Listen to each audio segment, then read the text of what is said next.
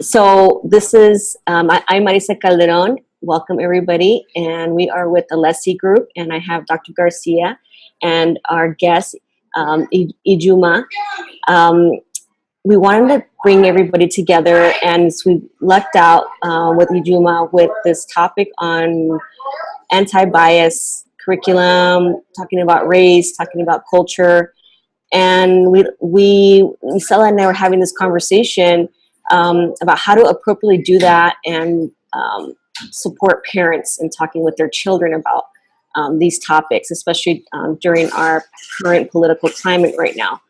Mm-hmm. And so Isela came across your Facebook post, I think it was, and thought, you know what, let's see if we can interview, we can have a discussion and see if there's something we can put out on our Alesi Group page to support our educators and our parents with this topic.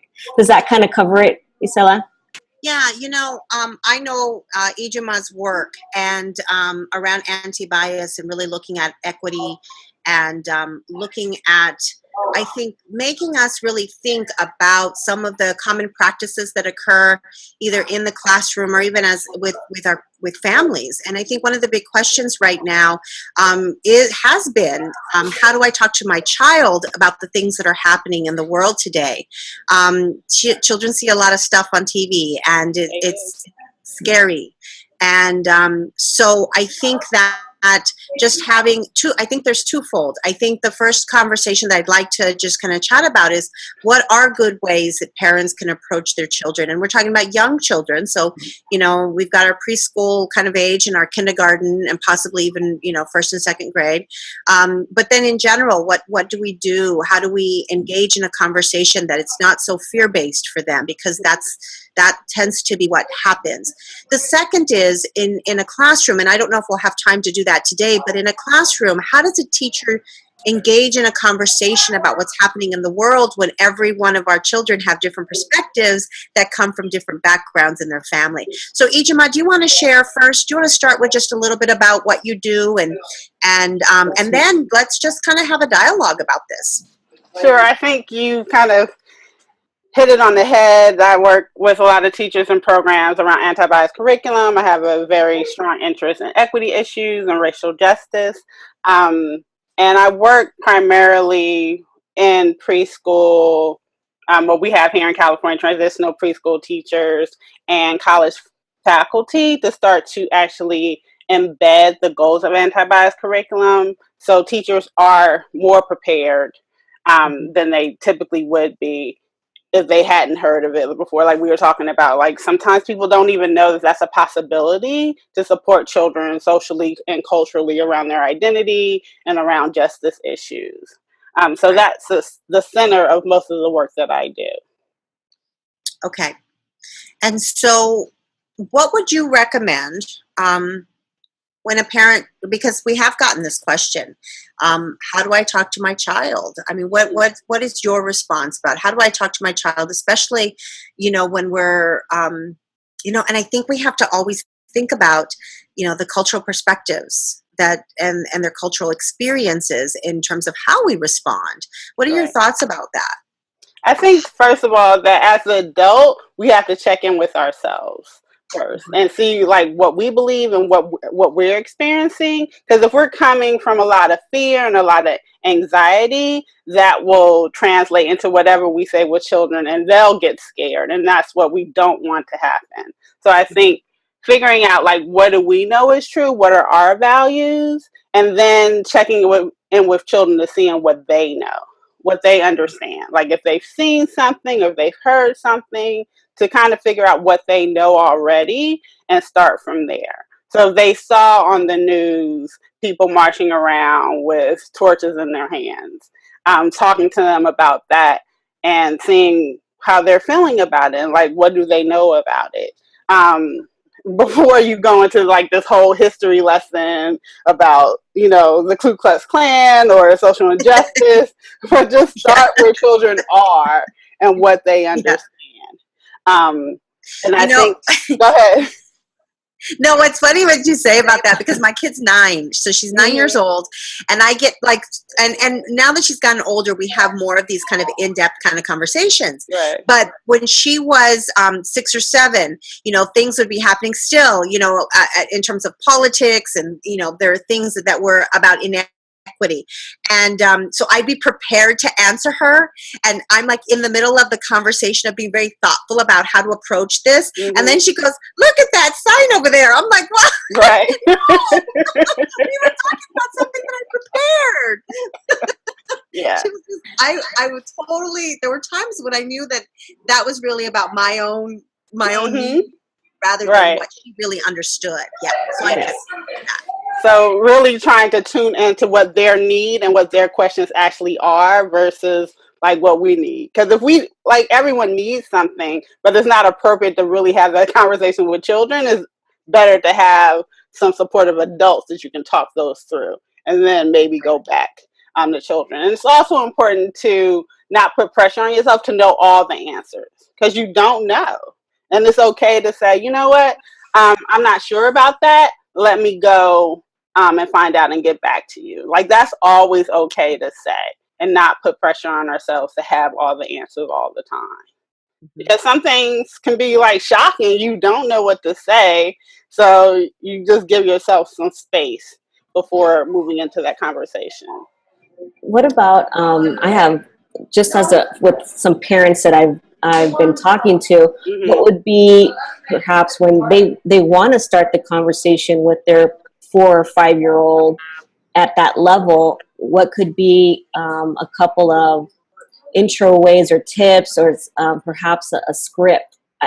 We work with kindergarten teachers ourselves, and I know for them it's always helpful to have just a little starter script, because they are starting to notice the differences amongst what they look like and what their friends look like.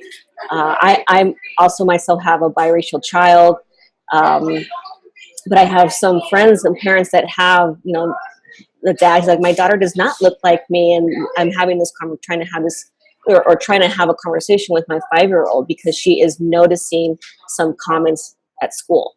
So I think to always validate children's reality, because there has been a trend, especially among educators and parents, that, we don't notice race, we don't talk about color, we don't talk about skin color because that's rude or like that's racist, when actually you want to encourage that, because children are experiencing a racial reality that we have to tune into. So I think validating, like, yes, that person's skin color is dark brown, or yes, and typically those people like to be called, they're Black people. And, oh yeah, her skin is very light. I don't know. Let's see. I don't know what she is. So maybe we can go and talk to her and ask her if you're curious. So validating first, always validate, like, yes, that's what it is. So if you're out shopping, you're out someone and they point like, hey, that's a Black man over there. Like, don't shush it away. Just say, yes, it is. And keep walking without getting very upset about it, because that's just natural. It's natural curiosity, and children want to know and have those conversations because they do notice. And it's important to validate that. I think that's an important place to start. And also to start to think about what children actually understand about that, like those differences. Have they started to have any judgments about that, about themselves, about others, and start to explore that.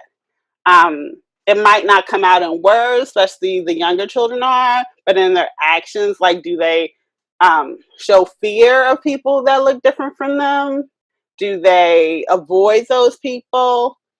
And so beginning to notice that and pay attention to that, and also to, at the same time, affirm who they are culturally, confirm about what they look like, and offer materials and pictures and books, dolls, and continue to start to talk about it. And as they get older, start having some critical conversation, especially around the media they consume, because that tends to skew very white dominant culture. And so talking to them about, hey, did you notice, like, there were no children that look like you in that cartoon? I wonder why. And just start to have those conversations in the everyday happening of your life. It's not just a one and done conversation, it's an ongoing conversation of you checking in and seeing what children know and understand and how they feel about themselves. Because you do want them to have joy and comfort who they are and joy and comfort in the diversity of the world. I think the neutrality of the conversation is significant, that it's just a normal conversation, that we're just having a dialogue about it. I remember my daughter starting to notice her differences because, I am Mexican and my husband is African American, and that the differences when their parents would come and pick up children, and she was about 2 and 3 and 4 when I remember her noticing the differences, that we looked different than in terms of a family unit that was different than the other families. And so that neutrality of just having those conversations, I think, is significant. And I remember just normalizing it, that yes, yeah, absolutely. I'm lighter color and and we talked about kind of the mix between the two of us and the color that she is. But I wonder, I can do that, and I'm a person of color, and I have those conversations with Gia quite a bit, my daughter. And even when I was a classroom teacher, I did. But I wonder if there's a discomfort around it when you aren't a person of color. Because I think oftentimes that, and like you were talking about the grocery store scenario, the difference between someone who is a person of color having that conversation as opposed to the dominant culture, the majority culture, is it different? And is that where it becomes like, oh, I'm not supposed to talk about that because I'm white? Does that, you know what I mean? It does. And I think that's confusing. I think part of it is to, especially if you are part of that white dominant culture, to actually start to practice that neutrality, because that's work that you should start to work on for yourself and talking to other people in order for it to become natural. Because a lot of people are taught not to look at race, not to talk about it, not to think about it. It does not exist. And if we do that, then we'll have no more racial bias, which isn't true. It's through the actual acknowledgement of it and living with it and knowing it that gets us towards racial justice. And so there's some unlearning that some people will have to do, and not to judge yourself on it, because everyone is socialized in this racial society and people have different experiences. And wherever you are, you can always start. You can always start the conversation with your children, because they're going to bring it up one way or the other.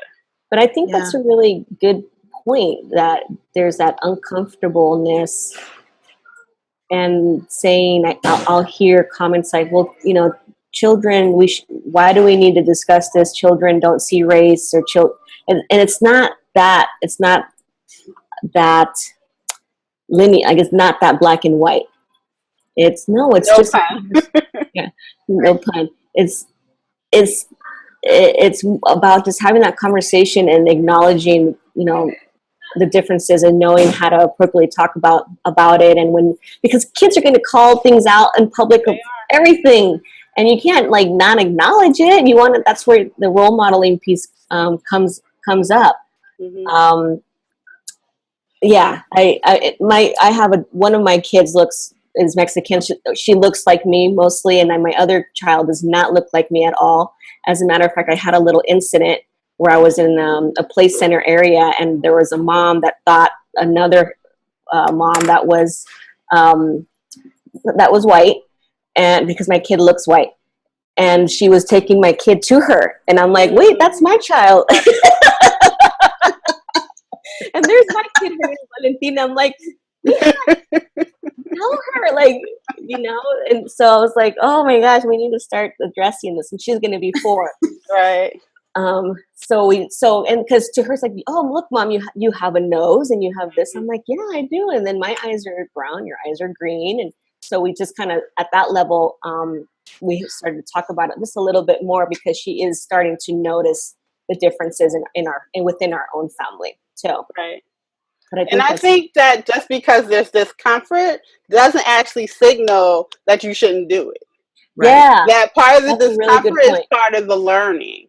Yes. It's going to cause this equilibrium, and it is new learning that you're taking on. So it's important to acknowledge that for yourself, and to just work slowly to change that. A conversation that I have with children, especially around this idea that family should match, that everyone should look alike, and that's what makes a family. And that's an important conversation to have with 2, 3s, and 4s, to see that that's actually not what makes a family. Matching isn't what makes a family. People that live together, people that love each other, people who take care of each other, are the things that make a family. And having that conversation, and also acknowledging that. And some people think that, only families that match are real families, and that's not true. And so that justice piece around, so what do we do if someone says, oh, you don't look like your mom, so that's not your real mom? Mm-hmm. And so having those conversations out, just on a regular Tuesday, have that conversation with children so they are empowered to know what to say and how to react. So it's not such a big deal, like, oh my goodness, I can't believe she said that. Like, yeah, because that's what some people think. Because that's how we're socialized and brought up to believe that people have to match. And that term, families don't match, like they don't have to match. I can see how that can be relatable for young children. Mm-hmm. That's powerful for me. So that kind of happened to me one time. There was a new little girl at Gia's school, mm-hmm. and she started sort of mid-year. And I was picking Gia up one day, and she looked at me, and she looked at Gia, and she goes, "You're her mom?" And I said, "Yeah." And she goes, "Is she foster care?" And I was like, "No, I'm pretty sure I'm her mom." She goes, "No, I think she might be foster care." I'm like, no. Right. Because that's a reality. Like, a lot of foster families have transracial adoption, that they aren't the same racial group, and they do look different. Right. So she was just talking to you from her understanding about what, and that it was her understanding. Actually, after I got to know the family a little mm-hmm. bit, her sister, her baby sister, was a foster adopt. And her sister is of a Hispanic origin. Okay. And so, that was her experience. But, it was one of those things where I think, children are going to come from their own experience. They're going to come from their own. Absolutely. But, this brings me back to what you said before about I don't see color. Mm-hmm. It's something that I have a friend of mine who we were having a conversation about this. And I see that when you don't see my color, you don't see me. Absolutely. It is so much like I don't have the choice when I walk into places to say, mm-hmm. oh, let me just not be that today. Right. I am that. So when you dismiss that and you don't see that as a significant part of my experience in life, you're not paying attention to who I am. Right. And so what do we do when we have children in our classroom where maybe the perspective is that families have to match? Maybe the perspective is that, or the other extreme where I don't see any color. Mm-hmm. So what do we do because in the classroom we can have these kinds of conversations, but what if the family units believe differently? How do we approach that? That we don't see color piece. That's really hard. I think there's some love intent that they want to be. I see it when I hear those comments that it's not done, in a disrespectful manner. They want to be kumbaya all together. Oh, I don't see color. I don't see race. And I'm like, okay, I'm not trying to be offensive, but actually that to me, that's kind of offensive. It's like Isela and I had talked about this. Like, I can't not be Mexican. Like, I'm Marissa, and I don't know how to not be that. Like, how can you not see that? Right.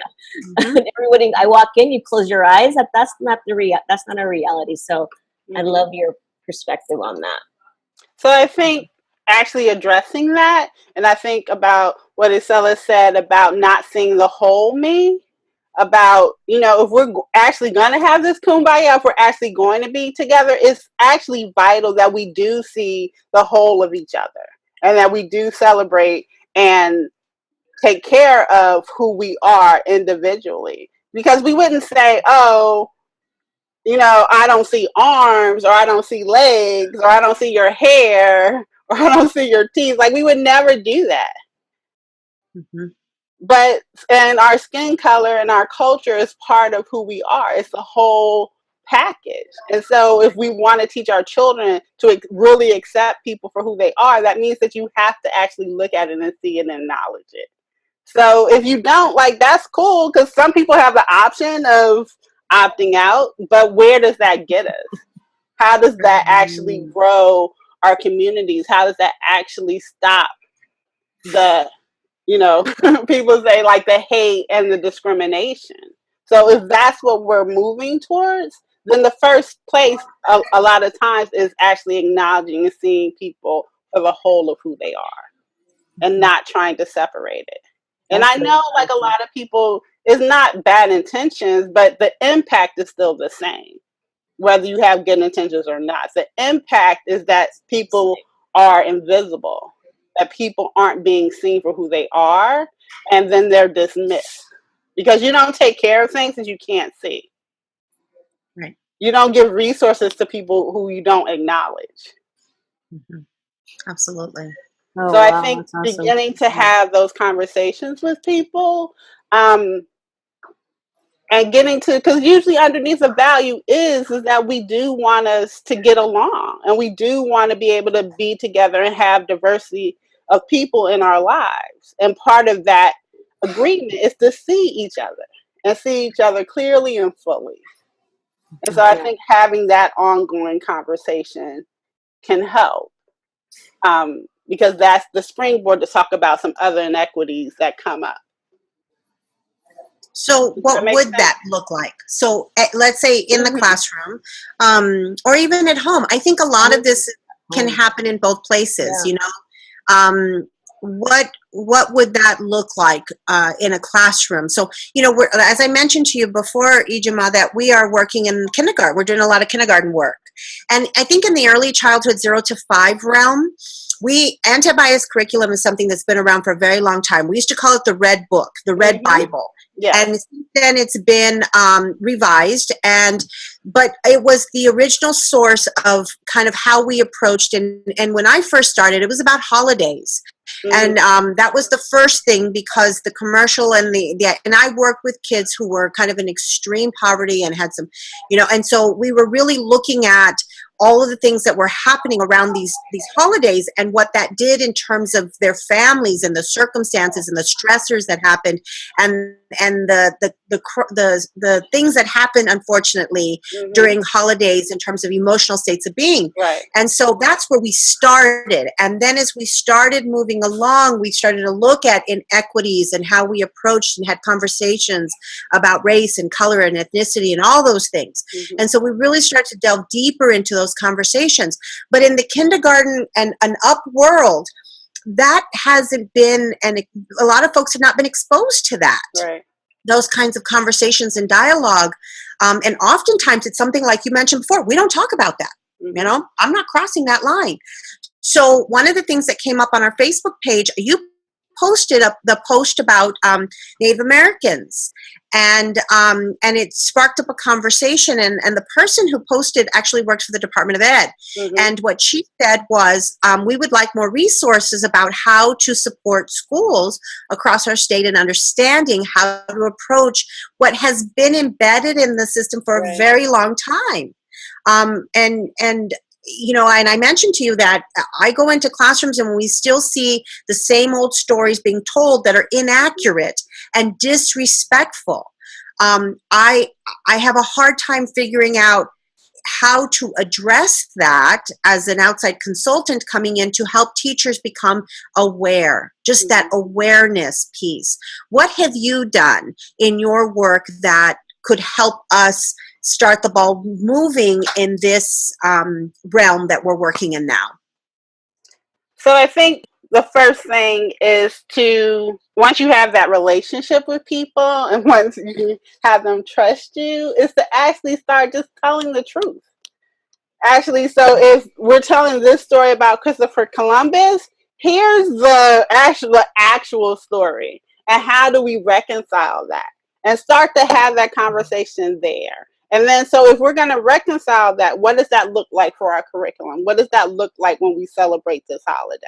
And actually start to have people having those conversations and working through the discomfort, working through the shock, working through like, oh my goodness, like I never knew this, and working through those feelings as teachers and as educators, and figuring out, well, what is it that we want out of this for children? Because telling this story actually is harmful. And one of our ethical responsibilities is to do no harm to children. And so actually acknowledging that these stories are harmful, that these stories erase a rich culture that is currently oppressed, that is currently segregated, that is currently suffering, and also being very resilient and trying to stand up for yourself, but they're invisible, like you don't see them. And so not only has that been happening in the past, but also start to think about, what are they doing now? Like, who can we go to and say, you know what? We've been ignoring you for a very long time, and it's time for us to come back together. It's time for us to know each other in a different way and start to make those connections so people can tell their stories. And so get a new story to tell. And that just takes time. That takes a lot of relationship building. It just takes a lot. And that's, for me, like the biggest hurdle versus like not knowing. Because typically when I offer the actual facts and stories, people are like, oh yeah, well that makes sense. And they tend to be willing to accept that, but it's the work that goes into having those relationships around the discomfort, around the hurt feelings, around the denial, about reaching out and figuring out whose story we do want to tell, and how are we going to invite those people in to tell their story in an authentic way. Not in a way that makes us feel good, but an actual letting them tell what's happening with them right now. So I think that that's kind of the place to start, and doing more work of finding those resources, because there's books out there that are currently being written by Native communities across the United States and internationally, telling those stories. There's stories for children. I think I just posted on my page, I think Cherokee alphabet book. So they're out there. We just have to really pay attention and find them, and start having those conversations to figure it out. Because the other piece is that because it's been ignored a lot of times, is that it isn't actually like, oh, here's this set curriculum I can just place in your hand. Like, it's going to take us having a relationship with people and starting to build it up that meets our needs and meets their needs, so everyone can move forward from a lot of the hurt and the pain that's been caused. You know, I have recently been asked a lot of questions around the idea around white privilege, quite honestly. And it's interesting. It's like there are people who are really wanting to have a thoughtful conversation, I think, about it. I have friends who are white who really want to, ask questions and want to know, because it's hard to have a perspective that when you haven't lived that experience. And so I think that part of my challenge sometimes is that when I'm in those situations, sometimes it's as though we have conversations and engagement, but when we're in the experience, it's really that we have the intent to reply as opposed to just simply listen to the stories. And I think that's where it gets difficult, because I think so many of us, we all have our own biases and our own beliefs and our own experiences of life. How do we create a space, a mutually responsive, respectful space, and create that so that, there aren't hurt feelings, or that it doesn't become this, because I've been in those situations where we're coming in to have these real thoughtful conversations, and now you just piss me off because you said this and you don't know, and you don't know what my life was like, and you all, and it becomes you people, and I'm like, whoa, what happened to that? We're going to sit and listen. Like, so how do you, because I know it's relationship based. I know that it's that it is through the connections that we have with one another and the reciprocity in our relationships and the mutual respect we have. But how do we encourage that and keep it so that it's not taken personal, but rather a space to learn? Right. So speak to that. The first rule is don't take it personal, because this actually isn't about you personally.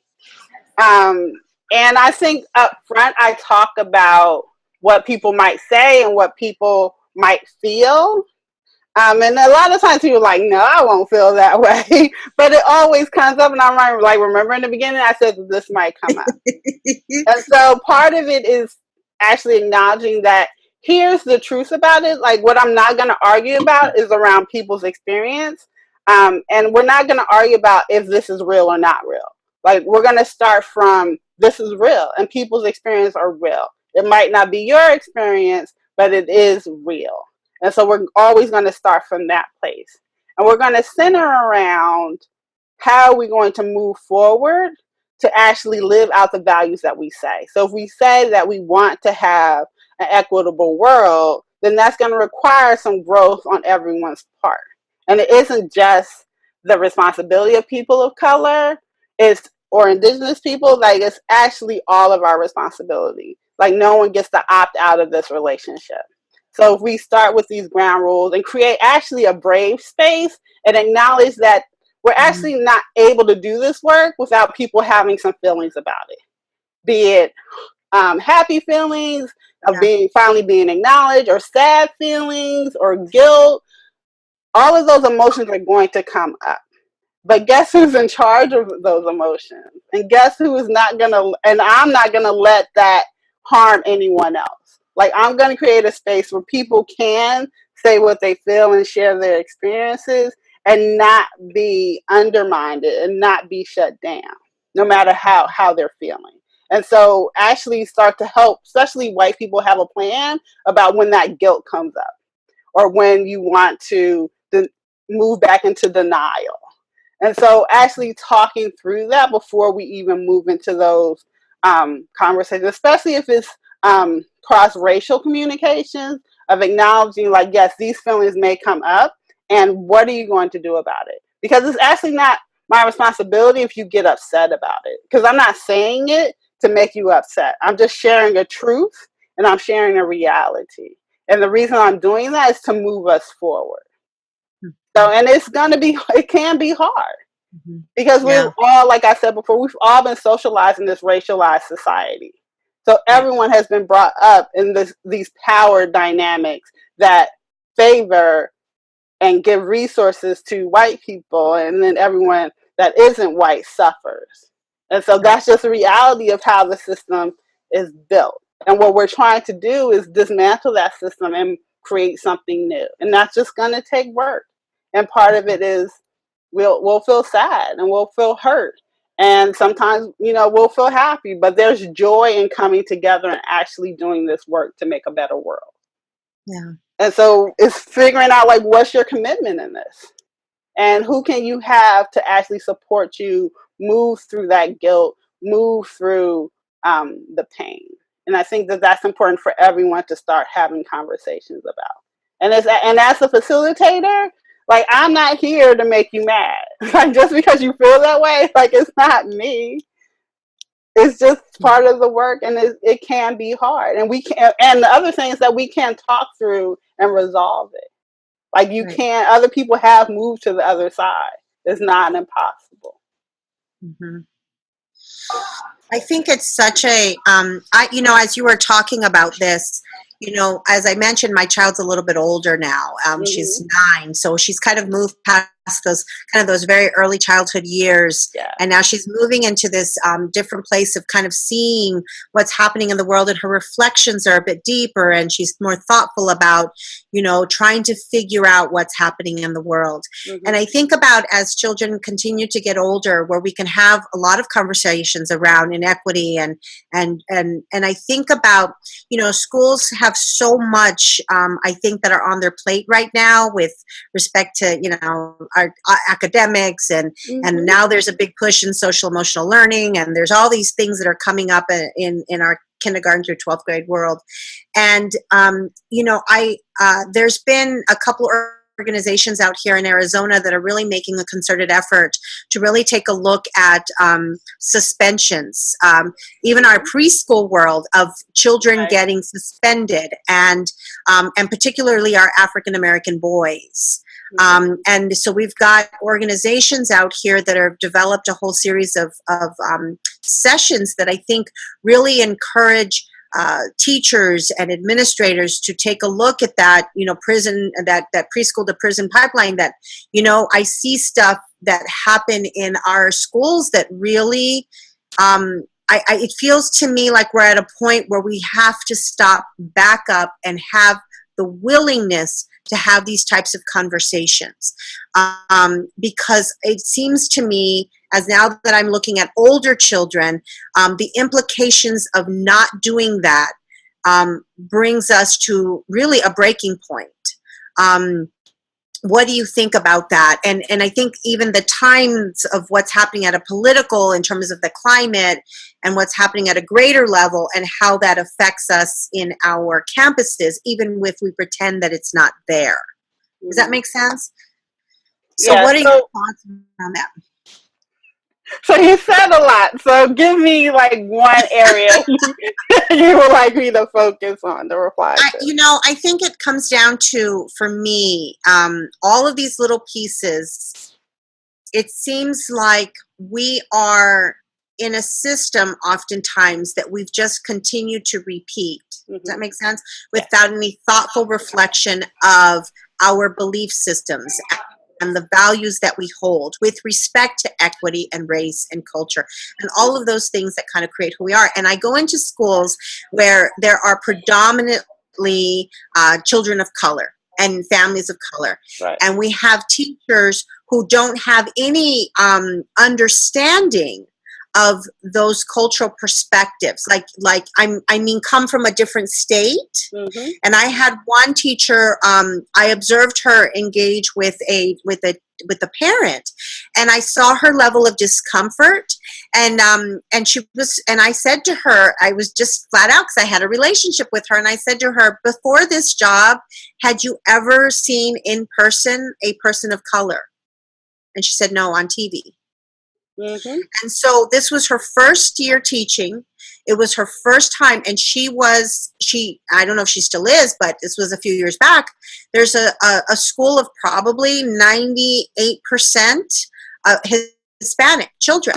And she had no even understanding or awareness of the culture. And I could feel her discomfort. And so I think that we ignore those kinds of things. We pretend like it doesn't exist. And we continue to just do what we've always done. And what we've always done, unfortunately, leads to all of those things that have the in-school suspensions and the continued, those perspectives or those things that happen are as a result of a system that we're not paying close attention to, how incredibly difficult it is in those circumstances when I go into classrooms and observe them. So I said more, didn't I? So I think to start thinking about that racism happens basically on three levels. That is the internalized racism. So people of color think because of my skin color, I'm bad. Like they believe the message that society is giving them and act those out. Then you get interpersonal. So those things that happen between cross-culturally and cross-racially that are harmful to people. And depending on who is the dominant, like how that power dynamic affects them. And then the systematic, which we're a part of, that's the educational system. That the system has been set up to benefit white children. That culturally, socially, that the norms are based on white, because that's what's normal. And so because of that, it hasn't been talked about for white teachers until they come to this classroom, and they stay in their discomfort instead of realizing, oh, discomfort means that there's something for me to learn about this. Like, it might be time for me to acknowledge whatever it is and not judge myself, just like admit it. Even if you can't admit it to other people, like admit it to yourself. Like, this is making me uncomfortable because I don't know. Like, I don't understand, like, why she said this. I don't understand why she came and, like, she brought me this food and then sat there and waited for me to eat it.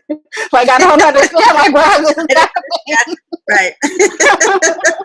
Like, I don't understand why that parent comes in and it was like, hi, speaks to me, and I go to speak to them, and they're like, oh, here's my child. See you at 5. Like, why they don't want to engage with me. And so that, I think for a lot of white teachers, it's important to know that the problem isn't with them, it's you're not knowing and you're not understanding. And if you open yourself up to understanding and listening, you can start to have a relationship, and it can be different. That it can be different, that you'll start to have some understanding, you'll start to get to know people, and then that relationship will move in a different place. And sometimes, and hopefully your expectations about what is acceptable and what is actually being responsible and being a parent in the school system, what that means. And so it's going to take some shifting on the teacher's part, and also on an administrative level of thinking about the rules and the traditions of the school and how that's meeting the needs of the community. Because we just get into this rut, like that's human nature. Like, oh, we did this one time, it kind of worked, so we're just going to keep on doing it. But there has to be time for reflection. There has to be time, right, to start holding up the status quo. So there has to be time that we say, you know what, this isn't working. Like, we don't want parents to be late, but we keep charging them like a late fee, but then nobody pays, and then people stop coming to school. Like, that's not working for anyone. That's keeping children away from their education. So maybe we need to think about this differently. Like, what is it they're needing, and what is it that they're showing us would be helpful for them? Because we should be in a place of service and not in a place of we're going to tell you what to do and how to be. Like, we need to learn from them, like what they need and who they are to make this work. Like, that should be our role. And so if we can think about our job in that way, as a place of not only leadership, but also of service, that it might be able to shift some of the dynamics. So maybe we aren't excluding children from their education, that we aren't punishing them for just being themselves. You know, as you were talking about, it reminded me of a story that happened in a school that I was consulting in. We had a little boy, and I am thinking he may have been from India. And the mother would come in at lunchtime. His mom would come in and sit with him. It was a Head Start program. So they were sitting at family style dining, sitting together, and mom would feed him. And all hell broke loose with the teachers. I'm not kidding. They were in an uproar about this woman feeding her child, and came to me about how inappropriate that was, because he could do that on his own. And then the expectation was that he was going to expect them to feed. I said, well, does he really expect you to feed him? Right. Because he wants to ask you to feed him. Right. That never happened. Right. No. That never happened. Right. And so it was a struggle to help them move through the experience, because I have to tell you, in our field, we this idea of independence, right? This idea of independent, but so many of our cultures are about interdependency. And that I said to the teacher, I don't think he's going to be 25 and not know how to feed himself. This is part of their relationship. So let's learn about the perspectives, and let's learn, instead of coming in and saying, you must do what we think is best for your child. And that was very challenging for the teachers. Like, they really thought she was damaging her little boy because she was feeding him. So it's and I think also to start to name that, the reason why we think that that independence is a value, because that's the value of dominant culture, and we've been assimilated into that. And Right. so naming that and having that conversation around white supremacy and naming it and thinking about it, and especially that a lot of times as a person of color, like you actually weren't raised like that. Like I'm sure if we could go back, and there's many examples that you weren't raised to be an independent person. You were actually raised to be interdependent with the people around you. That you were raised to be collaborative. That you unlearned that and now are promoting dominant culture. And is that really what you want to do? And I have so many stories about that. I just worked with a program that have infants and toddlers, and the grandmother, they're Korean American. The grandmother had moved to Korea to help take care of the child, but they wanted the baby to be socialized, so they got her into this program that her brother had been in. And so the grandmother actually wrapped the baby on her back and brought her in every day like that. And so a lot of times the baby would be fussy, and so the grandmother brought cloth for the teachers to wrap the baby and put it on her back, and they were horrified. And so I talked with them about why. First I'm like, well, why do you think that she does that? And why do you think the baby gets comfort of being held in that way? And we worked through that. And I was like, it doesn't have to be everybody, and all the babies aren't going to want to do it. But if you want to have a relationship and a good relationship with this family, I would suggest that you at least try. That one person that is actually open to doing this, that one person do it and see what happens. Mm-hmm. So one of the younger assistant teachers was like, you know what, I'll do it. And so she started to an hour a day. She would just hold the baby and have her on her back and do what she needed to do. And the baby calmed down.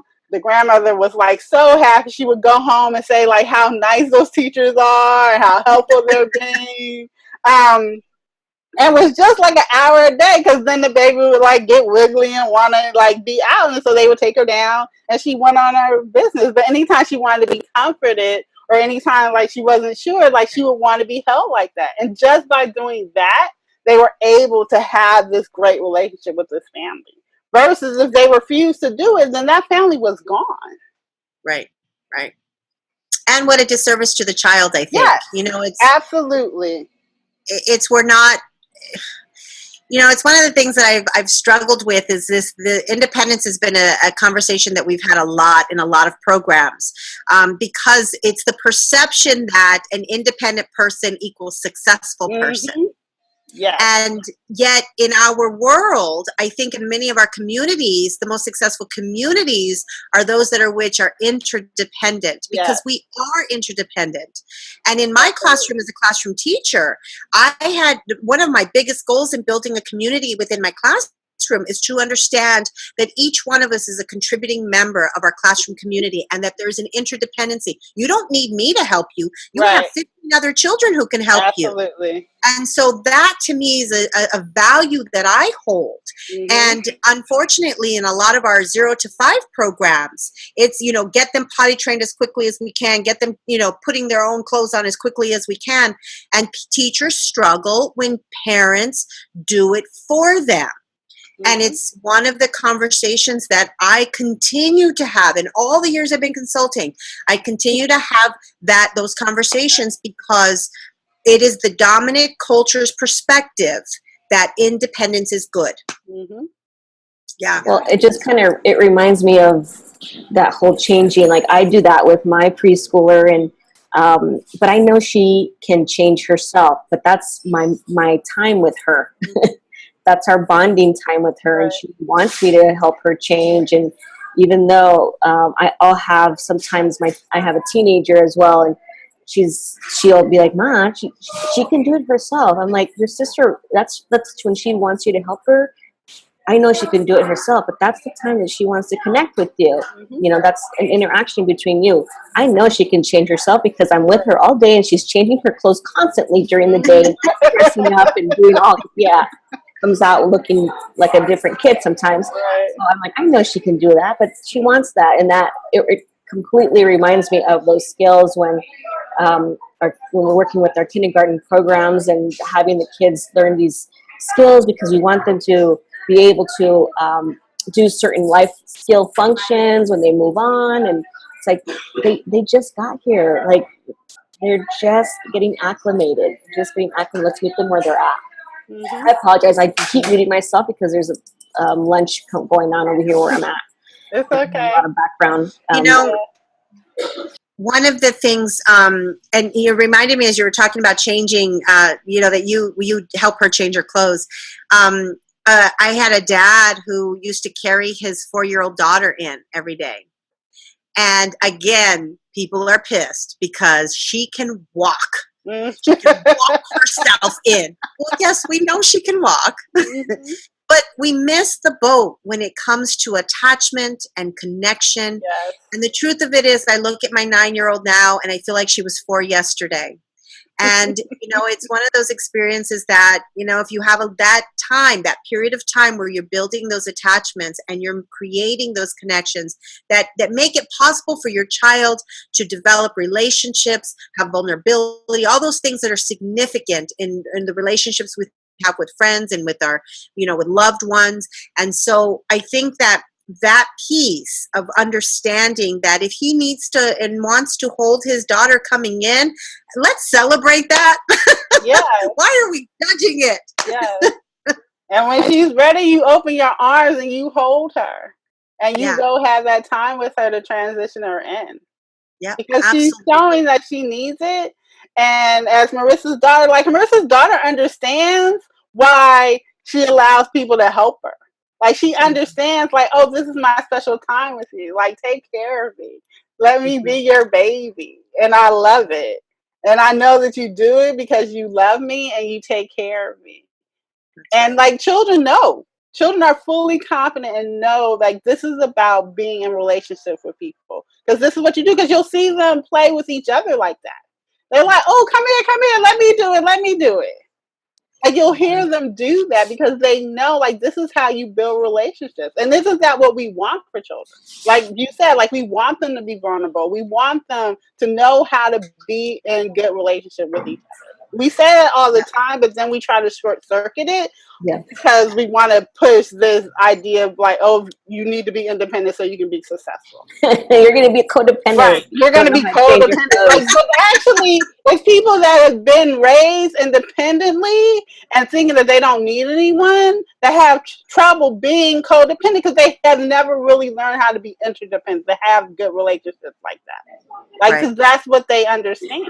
But if you know how to be in a good interdependent, you know how to collaborate with people, like, you don't tend to need that because like, here's me as my full self, here's you as your full self, and we can work together, and that feels good. Yeah, absolutely. I wasn't sure if Isela had another question, but I know I'd like to give you an opportunity to, if somebody wants to learn more about what you do, where can they find you? And I'm always interested in learning if you have any particular. We talked about curriculums, our red anti-bias book, but for a parent out there, is there any particular author or a children's book about cultural awareness, something at a preschool level, or any book that you like that you can want to give a shout out to for a resource? You like to read? So many books. Like, now everyone is escaping me. I know. What do I have? Well, let me start with where people can find me. I'm on Facebook, Ijumaa Jordan, ECE consultant, and also have a website, Ijumaa Jordan, JORDAN.com. Okay. So you can find me there. Let me see if I can pull up a book really quickly. And Ijumaa does consulting across the nation, or even the world, and so she goes out and she does more than diversity and equity. Yeah. Oh yeah. But that is, I think, probably one of your strong areas of specialization. Yes, and I also do a lot of work around reflective practice. Like, there's always intersections, with all the work that I do. So I do have a strong background in play, based curriculum, and reflective practice.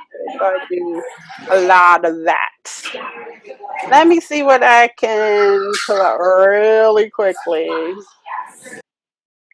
All right, someone talk so I can find the book that I want. Well, it just got a little louder over here on my end. I'm at one of our community cafes here at the local community shelter. Oh. So I wanted to come into the cafe and support and grab lunch, and now I got a little bit loud. Yeah, this is Helpings. Helpings is located at one of our family shelters, our homeless shelters. And you go in and you can order a meal, and the proceeds go to, and you can actually buy so many muffins will pay for this, and so many of the coffee. One of the things that they do is they support the residents in learning job skills, and so they work in the cafe. They've got a connection with Starbucks, and so they serve their Starbucks drinks, and so it helps them learn job skills. And then they also make money that goes into the programs. But it's called Helpings. And for those of you who are watching this, it's located on, I know the address, 3333 Van Buren at UMOM. And so stop by and support them if you're in the region or that area. Yes, sounds great. A lovely salad. Oh, their salads are good. Yeah. Yeah. Okay, hey, Ijumaa, what you got? So I have City Green by DyAnne DiSalvo-Ryan. It's about someone making a community garden in a vacant lot. Oh, cool. City Greens, okay. Lost and Found Cat. This is for elementary. I have used it with older preschoolers by Kuntz. It's about an Iraqi family that's evacuating, and they lose their cat, and it's a story about how they come back together. I'm New Here. Is a good first beginning of the year book by Sibley-O'Brien, and there's a child from Guatemala, Korea, and Somalia, and they're all new to an elementary school. So that's a good. Awesome. But so. Yeah, those are great. Awesome. I always like posting that information out for our little, when we do our little online things here. Some resources for teachers and for parents, quite frankly. Yeah. Thank you so much for coming on. Thank you for having me. I really enjoyed the conversation. Hopefully we can have you back on for some more hot topics. Sure. Yeah, I think we can even have we'll see if we can post it, and then you can share it, and then if people want to generate some questions, we can then address some of those questions that come up, because I think we said some stuff that was pretty could be perceived as a pretty heated conversation. and my thing is, when we're talking about this, was I go, we just have to talk about it. It just has to be out there. Let's just get ahead of this. Let's talk about it, because everybody's thinking it. Yeah. I think that's the key takeaway. Like, we do have to talk about it. Yeah. So thank you very, very much. Thank you. Have a wonderful day. You too.